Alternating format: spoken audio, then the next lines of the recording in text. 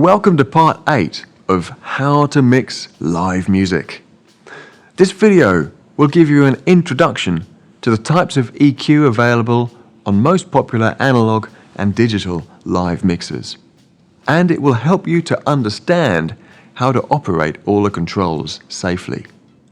Let's start with an analog mixer like the Yamaha MGP32X. Its EQ controls are highlighted with a green color, and each channel has 4 rotary controls. There are 3 bands to this EQ: high, mid, and low, referring to the audio frequencies they are going to adjust. Each band allows for cut and boost, decrease and increase of level for the specified frequencies. Before we move on, a word of caution. Sudden adjustments of EQ parameters can in some cases quickly cause unpleasant feedback noise. So always adjust slowly and carefully, and avoid too much boosting when mixing live. High will affect frequencies above 8 kHz. Seeing as the fundamental frequency of the highest piano note is about 4.2 kHz, this band is mostly going to affect the higher harmonics which add character to the sounds. This band can be used to make a sound brighter or duller. But be wary of increasing this more than 1 or 2 notches, as these high frequencies are the most likely to create feedback and cause a squeal. Then low will affect frequencies below 125 Hz. That is the range for most notes created by bass instruments. So boosting this could provide a deeper, stronger sound to low instruments, while reducing it can provide greater clarity to vocals and higher pitched sounds. Now, both high and low bands are often referred to as high shelf or low shelf, because their shape plotted on a graph looks like a shelf shape, a sort of slope leading to a steady, flat line.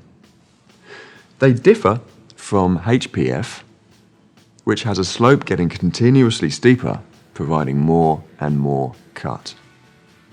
The shelves apply the same amount of cut or boost to all the frequencies beyond their stated corner frequency, though the change will be gradual at first.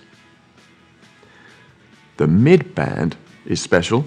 It has a frequency control. Its range is from 250 Hz round to 5 kHz. This covers all the tenor, alto, treble, and soprano ranges, and it has a bell shape, boosting or cutting the selected frequency the most, while affecting the adjacent frequencies a little less. There are 2 basic ways to use it.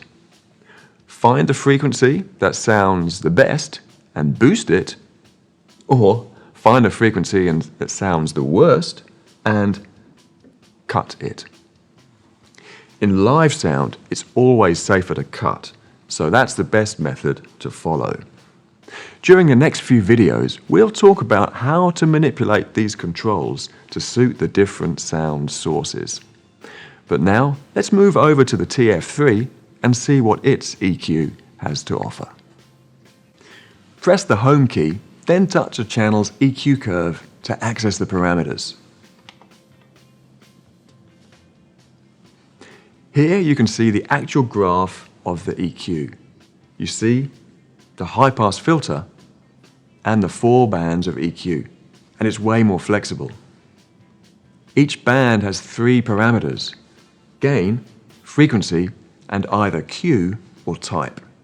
That's what gives it the name parametric EQ. But don't worry, they're set up in an intuitive way to get started. Let's take a look at the high band. It has 18 dB of adjustment each way, and it can be anything from 20 Hz to 20 kHz. Then there's the type. Look at the top right, where you can choose between bell or peak, shelf, and low-pass filters. The default choice is shelf, same as most analog EQs. However, if you want to boost some high frequencies, then the bell shape is better. This can avoid boosting the highest frequencies which few people can hear, thus avoiding damage to speaker tweeters at high volumes. And if you want to completely eliminate the highest frequencies, perhaps to avoid cymbal sounds from a kick drum mic, you could use the low-pass filter option and choose the best corner frequency.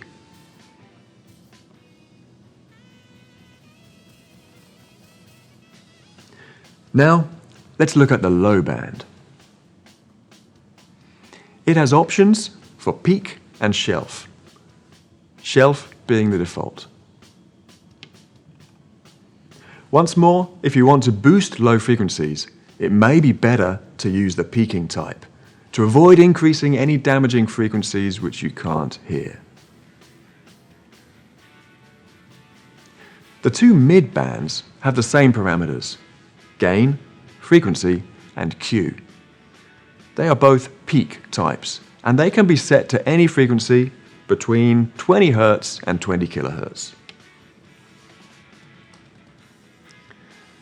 The Q parameter, or Q factor, refers to the shape of the peak. A high Q value means steep slopes of the peak, so only a narrow frequency range will be affected. A low Q value means gradual slopes, so a wider frequency range will be affected. The default, again, is similar to the analog EQ's behavior, to give a familiar feel to new users. So the combination of type, Q, and wider frequency range for all the bands makes the digital parametric EQ far more versatile and accurate for shaping the sound. However, all the controls can be daunting if you're not familiar with them. No worries with the TF, it has a library of presets. If you don't know where to start, look in the preset library with the button on the bottom left below the screen. You can find EQ presets for all popular instruments and vocal types. Get a good sound instantly. Anyway, it's still good to learn how to use an EQ because there are so many variables to an instrument's sound and the acoustics of a venue. When you have a spare moment, plug in a microphone and headphones to your mixer and experiment with the EQ on your own voice and experience how much the sound can change. I'm going to be dishing out tons of tips and tricks for using EQ on various instruments during the next few videos. And in Chapter 9, we'll learn how to use a graphic EQ. Thanks for joining me.